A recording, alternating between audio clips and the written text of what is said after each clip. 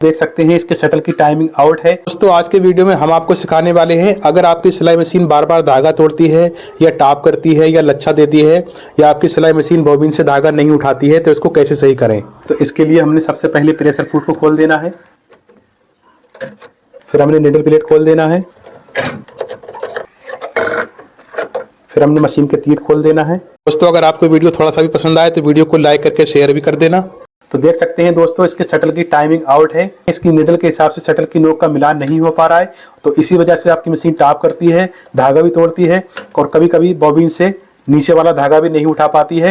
यानी कि अगर शटल की टाइमिंग आउट होगी तो आपकी मशीन बिल्कुल भी सही नहीं चलेगी। तो अब हमने शटल की टाइमिंग कैसे मिलाना है, उससे पहले आपने यहाँ पर एक काम करना होगा, अपने फ्रंट प्लेट को खोल देना है। और अगर आप हमारे चैनल पर पहली बार आए हैं तो सब्सक्राइब भी कर लेना। तो सबसे पहले हमने यहाँ पर ये चेक करना है कि आपका गज ऊपर तो नहीं है, यानी कि निडल ज़्यादा ऊपर तो नहीं है।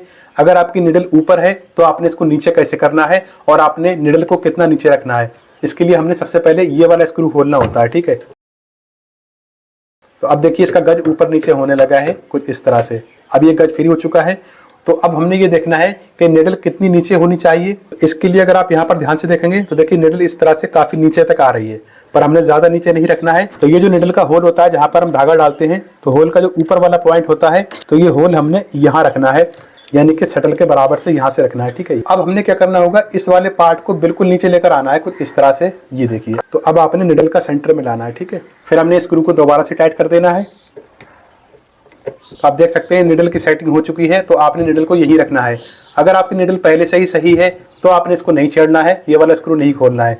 तो अब आप देख सकते हैं ये स्क्रू टाइट करने के बाद इसका गज ऊपर नीचे होने लगा है। तो अब आते हैं मेन और इम्पोर्टेंट पॉइंट पर। अब हमने शटल की टाइमिंग किस तरह से मिलाना है। तो यहाँ पर ये 3 स्क्रू दिए गए हैं, तो अब हमने सबसे पहले इन स्क्रू को लूज कर देना है। ठीक है, ये देखें दोस्तों, इस तरह से इसका शटल फ्री हो चुका है कि ये वाला स्क्रू लूज करने के बाद शटल इस तरह से आगे पीछे भी होने लगता है। ये देखिए, तो सबसे पहला काम हमने क्या करना है, तो देखिए हमने निडल को इस तरह से नीचे लेकर आना है।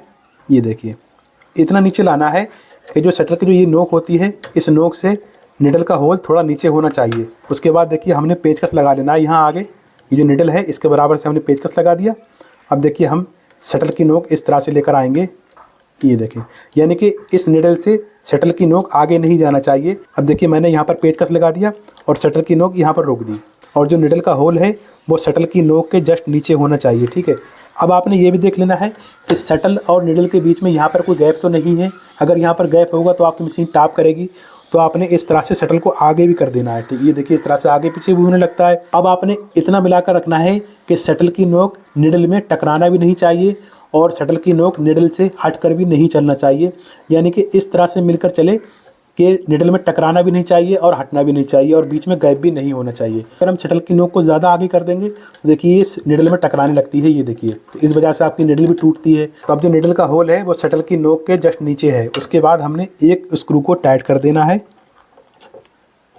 ये देखें, अब यहाँ पर आप देख सकते हैं कुछ इस तरह से शटल की टाइमिंग मिल चुकी है। तो देखें जो निडल का होल है वो शटल की नोक के जस्ट नीचे है, इस तरह से आप देख सकते हैं। ये देखें, इस तरह से शटल की टाइमिंग मिल चुकी है। उसके बाद हमने शटल के दोनों स्क्रू को टाइट कर देना है।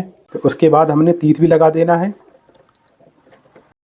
उसके बाद आप किसी भी तरह के कपड़े पर मशीन चलाएंगे तो आपकी मशीन बिल्कुल सही चलेगी, धागा भी नहीं तोड़ेगी, टाप भी नहीं करेगी और लच्छा भी नहीं देगी।